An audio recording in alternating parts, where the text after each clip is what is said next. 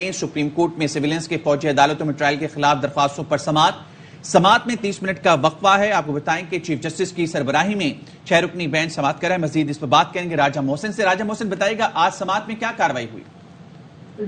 دیکھیے، supreme court of Pakistan میں آج چیئرمین پی ٹی آئی کے وکیل عزیر بھنڈاری کے دلائل جاری ہیں۔ انہوں نے اپنے دلائل میں یہ کہا ہے کہ فوجی عدالتوں میں ٹرائل سے ملک میں بے یقینی کی کیفیت ہوگی اور ایف آئی آر میں کہیں بھی آفیشل سیکرٹ ایکٹ کا ذکر نہیں کیا گیا۔ انہوں نے اپنے دلائل میں یہ بھی کہا کہ آرمی سپورٹ سمیت مختلف چیزوں میں شامل ہوتی ہے، اگر وہاں کچھ ہو جائے تو کیا آرمی ایکٹ لگ جائے گا؟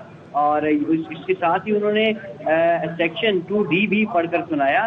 چیف جسٹس آف پاکستان کی جانب سے اس موقع پر اہم ریمارک دیے گئے۔ ان کا کہنا تھا کہ جب آپ آرمی والے کی بات کرتے ہیں تو اس کی سب سے اہم چیز مورال ہوتی ہے، اور اگر مورال متاثر ہوتا ہے تو اس کا فائدہ بھی دشمن کو ہوگا۔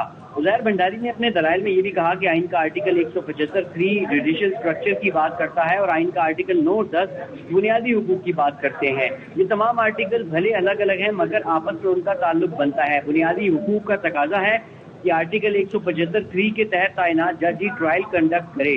سویلین کا کورٹ مارشل ٹرائل جو ہے وہ عدالتی نظام سے متعلق اچھا تاثر نہیں چھوڑتا، کسی نے بھی خوشی سے اس کی اجازت نہیں دی۔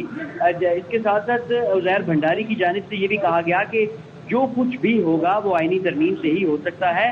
اس کے ساتھ ساتھ جو اہم ریمارکس تھے جسٹس عائشہ ملک کی، انہوں نے کہا کہ FBN کیس کہتا ہے کہ کسی سویلین کا ملٹری کورٹ میں ٹرائل ہو سکتا ہے۔ یہ کیس سویلین کے اندر تعلق کی بات کرتا ہے۔ آفیشل سیکرٹ ایکٹ کے مطابق کون سا تعلق ہوگا جس پر ٹرائل ہوگا؟ عزیر بھنڈاری کی جانب سے اپنے دلائل میں یہ بھی کہا گیا کہ اسی آئینی ترمیم کا اکثریتی فیصلہ بھی یہی شرط عائد کرتا ہے کہ جنگی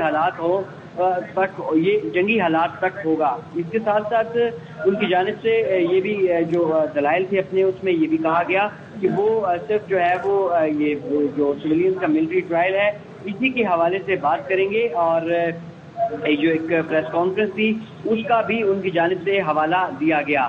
اس پر اٹارنی جنرل کی جانب سے جب بینچ نے استفسار کیا تو انہوں نے بتایا کہ ابھی تک کسی سویلین کا فوجی عدالتوں میں ٹرائل شروع نہیں ہوا۔ اس پر چیف جسٹس نے ریمارک دیے کہ ہمیں آپ کی بات پر یقین ہے، اور عزیر بھنڈاری نے اپنے مزید دلائل میں یہ کہا کہ پارلیمنٹ بھی آئینی ترمیم کے بغیر سویلین کے ٹرائل کی اجازت نہیں دے سکتی، اور 21ویں ترمیم میں یہ اصول طے کر لیا گیا ہے کہ سویلین کے ٹرائل کے لیے آئینی ترمیم درکار ہوگی۔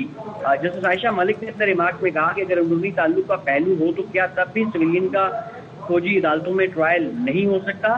اور اس کے ساتھ ساتھ جسٹس یحییٰ آفریدی کی جانب سے یہ اہم استفسار کیا گیا۔ انہوں نے بلایا اٹارنی جنرل کو اس دوران سماعت، جب سماعت کا آغاز ابھی ہو رہا تھا، اور یہ پوچھا اٹارنی جنرل سے کہ بتائیں کہ ملزمان کے خلاف کون سا قانون استعمال کیا جا رہا ہے۔ اس پر اٹارنی جنرل نے بتایا کہ 9 مئی سے جڑے جو واقعات ہیں ان ملزمان کے خلاف 2D کے تحت کارروائی کی جا رہی ہے، اور 2D1 کے تحت ان ملزمان کے خلاف ٹرائل ہوتا ہے جن کا کسی طرح سے تعلق فوج کے ساتھ ہو۔ چیف جسٹس نے کہا کہ دلچسپ بات یہ ہے کہ آفیشل سیکرٹ ایکٹ ہمارے پاس دستیاب نہیں ہے، اور اس عدم دستیابی کے باعث جو باتیں ہیں وہ ہوا میں ہو رہی ہیں۔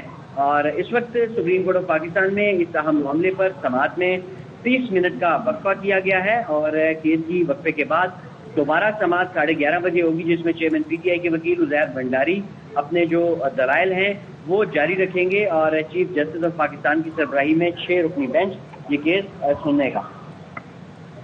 ٹھیک ہے، تفصیلاً آگاہ کرے تھے راجہ محسن، بہت شکریہ آپ کا۔